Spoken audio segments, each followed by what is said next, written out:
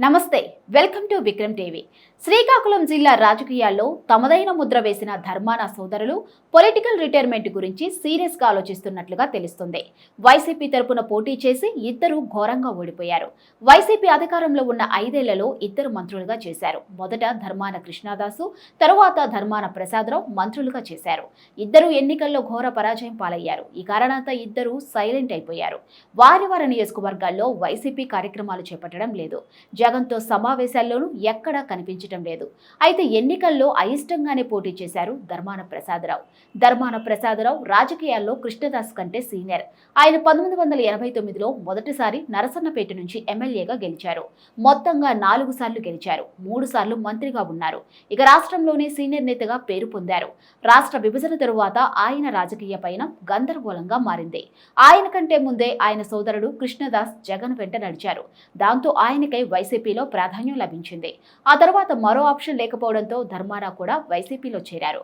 శ్రీకాకుళం నుంచి ఓసారి గెలిచి 2 సార్లు ఓడిపోయారు.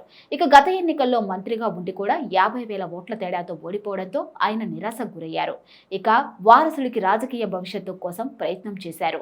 నిజానికి ధర్మాన ప్రసాదరావు ఈ ఎన్నికల్లో పోటీ చేయాలనుకోలేదు. తన వారసుడికి అవకాశం ఇవ్వాలని జగన్ పై ఒత్తిడి తెచ్చారు. కానీ జగన్ మాత్రం ధర్మాన ప్రసాదరావునే పోటీ చేయాలని ఒత్తిడి చేశారు.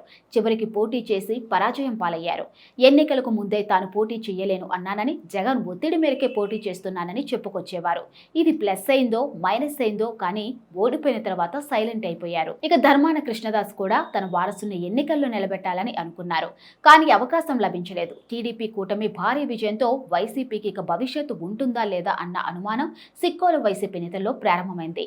దానికి కారణం భారీగా వచ్చిన మెజారిటీలే. సంక్షేమ పథకాల ప్రభావం అసలేమీ లేకపోవడం వారిని ఆశ్చర్యపరిచింది. అందుకే రాజకీయ భవిష్యత్తుపై ఆశలు వదిలేసుకున్నారని అంటున్నారు. కుదిరితే తమ వారసుల్ని టీడీపీ లేదా జనసేనలోకి పంపించడం మంచిదని అనుకుంటున్నట్లుగా చెబుతున్నారు. శ్రీకాకుళం జిల్లా వైసీపీ నేతల్లో ఒక్క దువ్వాడ శ్రీనివాస్ తప్ప ఎవరూ వైసీపీ కార్యక్రమాల్లో పాల్గొనేందుకు ముందుకు రావటం లేదు.